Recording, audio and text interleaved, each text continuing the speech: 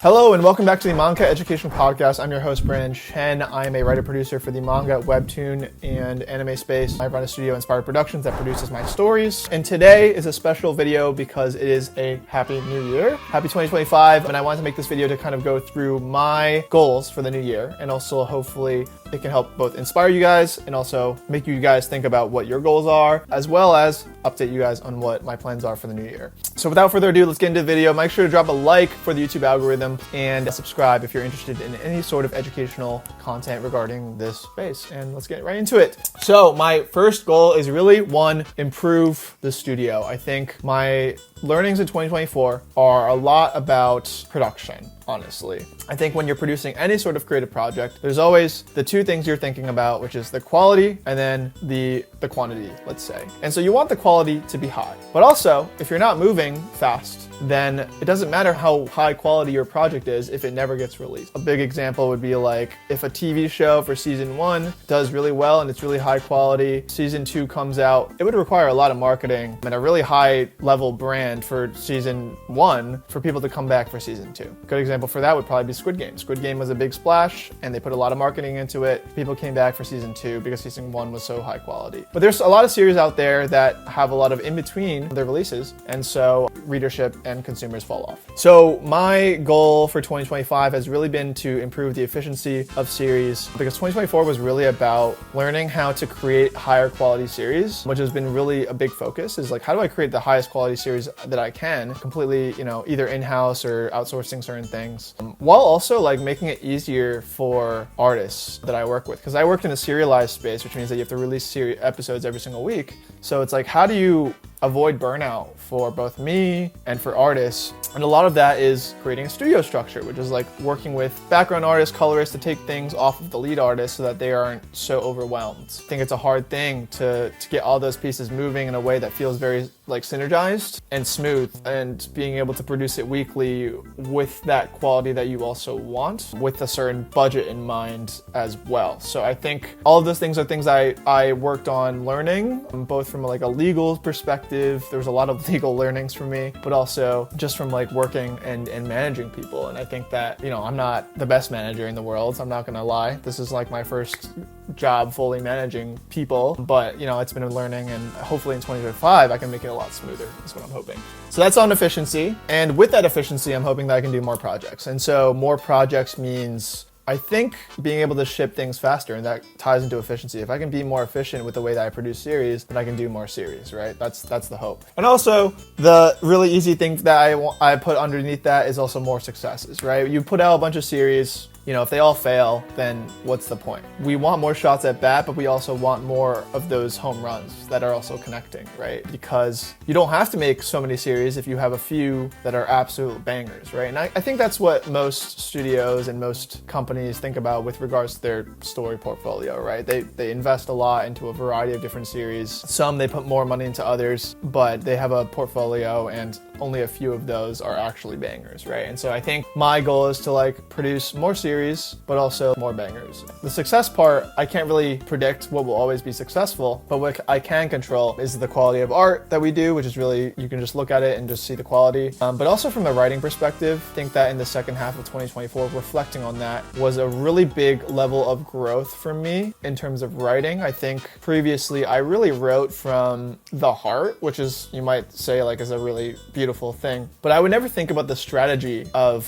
what I'm writing. And so when I was like writing God Game and Just a Goblin, it was just like, hey, this is what felt right to me and what felt smooth and what felt like I would enjoy reading it. And actually it worked for a few series like God Game and Just a Goblin. It was like people just liked reading it because it's something I would read. It happened that those readers would also resonate with that. But now I'm starting to think a little bit more strategically. It's like, why do I set up this story in this way? Why would it be more successful for this story to be set up in this way? Why does character A do this with character B? Does the plot allow for these characters to interact in a way that best showcases who they are? Are these characters likable? Are they dislikable? Why am I making this one likable? I'm a lot more strategic in the way that I think about my writing, which I think is both interesting but also like very business-minded. So I'm kind of like, oh, like, is that good or is that bad? I think a balance of writing from the heart and writing with strategy is a good thing. So yeah, I think, improving those successes is hopefully something that I can do in the new year. And I think a lot of the stories that I'm gonna be doing in 2025 are gonna be really focused on my strengths, which tends to be action, but also like dramatic, darker action. It tends to be what I'm better at. I also want to be better at budgeting. I think both from a personal perspective, but also from the business side. Sometimes I'll go over budget on an episode because I'm dipping in too much in my pockets because I want to improve the quality, which is not a good thing for producers. If you're a producer and you're dipping into your own pockets outside the budget, that means you're not being efficient with your budget, right? And so don't do that. Brandon, 2025 you're not doing that. You're staying within budget, you're watching the budget, you're making sure that you're efficient with your budget. Another goal, number 2, is improve the revenue or increase the revenue of the studio. Obviously, that's like everyone wants more money and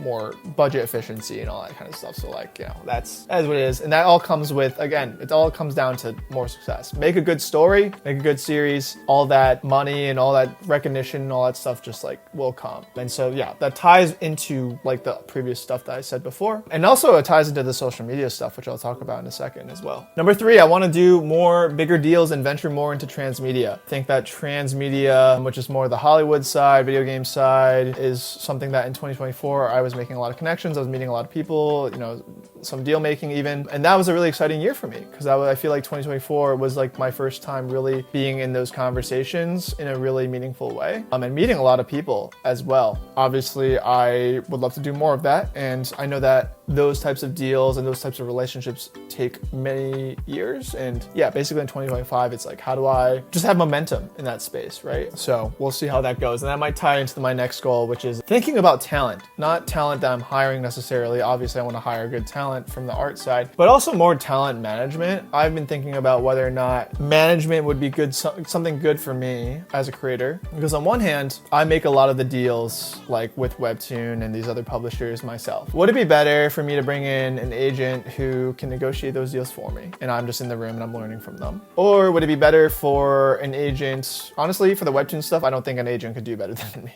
But I think like for an agent in, let's say, animation, they know that space probably better than I do. Could they get me better animation deals or working in that kind of space better or faster than what I would be doing on my own? Probably. I think that agents are basically the gateway into places like Hollywood, which tend to be a more exclusive like hub, right? And so that's been something I've been thinking about, whether or not I should be finding a talent agent for the Hollywood and Transmedia side of things, whether or not I should be finding a literary agent. If you guys didn't know, I did a novel called Nora for Tapas. I didn't think it was like really a good fit because it's not really a web novel. Tapas is better for web novels. And so whether or not I should find a literary agent for that so I can get it in bookstores, it's already done. So I was like, why wouldn't I find an agent for that? And also social media management. It's also like I have this YouTube, I have this Instagram, this TikTok following. Who knows if TikTok will be around, but could a social media agent find me better sponsorship deals, that kind of stuff? So again, increase the revenue of the business. So that's all stuff that I've been thinking about, mostly because in this year of efficiency,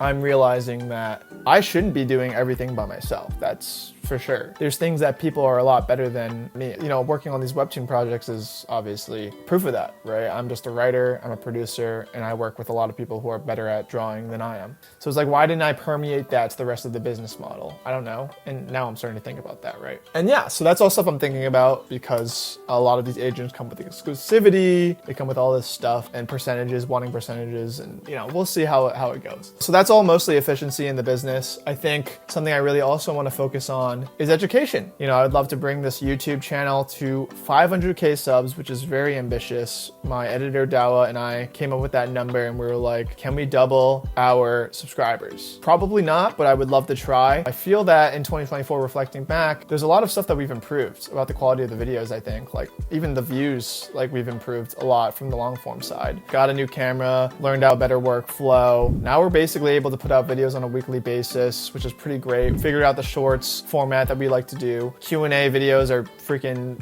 easy to make, but also very effective. And yeah, we're just like really focused on like growing the channel and like learning how we can provide more value in the manga, webtoon, anime education space. And I think that it would be great to grow and reach more people. And I get a lot of emails from people, and especially kids, who are just starting to discover their passion for creating. And the best thing is like when they tell me that they didn't know it was possible to do this thing as a career, creating manga, creating webtoons, pursuing a career in animation, whatever it is. And then they find my channel and they're like, wow, I'm inspired. I think that's beautiful. And I would love to reach more people to let them know that that is a possibility. So that's the YouTube goal. Patreon, I would love to, so YouTube is more the service level teaching. I think that if you go too deep into and technical into like teaching on YouTube, the YouTube algorithm doesn't really reward that. So it's like YouTube at the top. The next layer is like Patreon, which is like paid, not like super heavily. It's like $5, right? But like that is a more behind the scenes and like technical advice and that kind of stuff. And that's where I'm going to be providing more education. I'm going to grow that Patreon to 1,000 Patreons, which seems not possible. I don't know why I created that number, but let's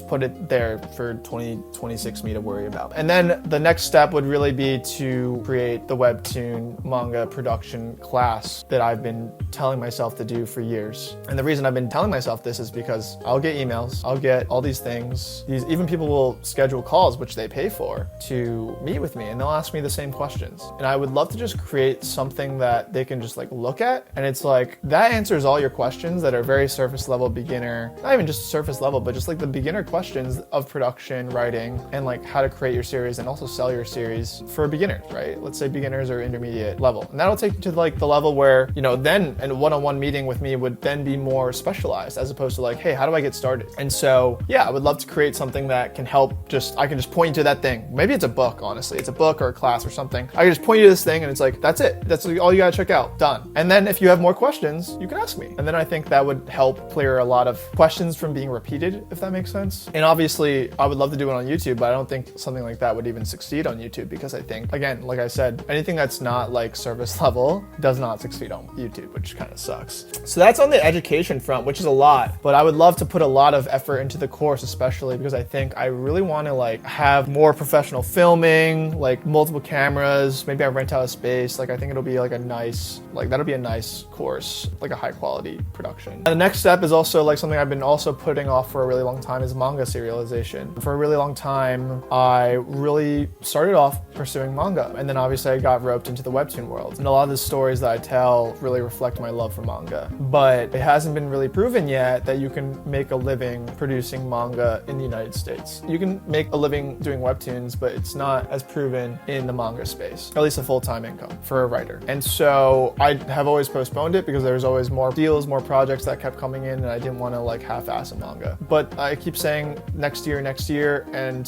that's it. Like what 2025 is it. Like I'm doing it this year. So I'm serializing a manga, whether or not I like it or not. I will put something out that's good, of course, that I love. And it's not the one that I'm doing with Valkyrae. If you guys didn't know, I'm doing a manga project with Valkyrae. There's an article out there somewhere. Her and Global Comics as the publisher. That will be a project, and then I want to do obviously another original manga project. Maybe I'll find an investor for it, like a partner, like a publisher or something, or maybe I'll self-fund it. Who knows? We're gonna figure that one out. But I'm definitely doing it this year. So if that's a goal of yours as well, hopefully we can do it together. Social media goals. Obviously YouTube 500K. That's probably gonna be really hard to do. Instagram 350K. I think that's doable. Twitter 20K. I have no idea how to do Twitter, so hopefully that's a push for me to figure that platform out. TikTok, I don't even know if that app is even around past January, so we'll see. LinkedIn 25K. I think that's gonna be hard because I feel like a lot of people that follow me in the anime, manga, webtoon space already follow me on LinkedIn. And then the revenue, a certain number from brand deals in this new year. Productivity. Let's go into productivity. I have goals of being less distracted. And usually this is from certain video games. It's like the video games that are not story driven. It's stuff like, I don't know, like you're playing Overwatch and you're playing it and it's not a story game, it's more of like an esport. Those types of games, if you're not playing with your friends, it's not a social activity and it's a waste of my time, honestly. And again, you could say, hey Brandon, you're doing it for fun. I actually get upset when I lose. So like, it's not fun either. So, you know, if you look at everything logically, it's like, why do you do it? I have no idea. So I think cutting that out and just replacing it with something more productive would be amazing. Or if I'm going to play those games, at least play them with your friends so that you're feeling like it's a social activity, right? Like, come on. Being on my phone and TikTok a lot less, I don't make content that is like trendy. There's not a lot of benefit to me brain rot scrolling besides like reading news, and I can get my news from other places. So it would be a lot more efficient if I just cut those two things out. And one of the ways I'm going to do that is by staying out of the house from when I leave the house in the morning to the evening. You know, I'm hoping to like get back at like 10 p.m. like after dinner and just be working outside until then, because I notice that when I'm home, the urge to be distracted because I'm by myself is too high. So I want to be out of the house for a really long period of time. And my next goal to be productive is to also consume productively. So that's stuff like movie, film, video games, even Webtoon books, everything that I'm consuming. Like, I don't really consume that many things for fun anymore by myself, but I would love to like be able to watch movies or watch anime in a non-social space, you know, like just by myself. I think if I could replace playing an esport game by myself with watching a movie or watching an anime by myself, that would be more efficient, because at least I gain like inspiration from, like, you know, every day I reference anime and manga that I've seen for my stories. And I, you know, look at what have been successful and what's not been successful, and I learn from those things. And you're only as good as the inputs that you put in, right? So like, honestly, like the more I consume, the better I'm gonna get also, or more ideas I'm also gonna have and be inspired by. You're probably thinking like, Brandon, it's so toxic that you aren't having time for yourself. I'm not even saying I won't have time for myself, but even like the time for myself, I could have fun watching a movie, but also have it contribute to my career in a meaningful way. Right now, I still read manga and webtoons, right? But I think like watching things is something I struggle with. I think those are kind of all my goals for 2025, but hopefully this video wasn't too long. Hopefully these goals somewhat inspired you guys to think about your own goals for the year, and hopefully you guys are excited for the journey that you guys have, but also the one that, you know, I just presented to you that we're working on. And yeah, maybe I'll make an end of the year thing to see how I did on some of these goals. This might be embarrassing, but we'll see. Once again, guys, thank you guys so much for watching this video. If you made it this far, comment the word of the day. It's going to be towel. It's a towel over there. And I'll see you guys in next week's video. Thank you so much.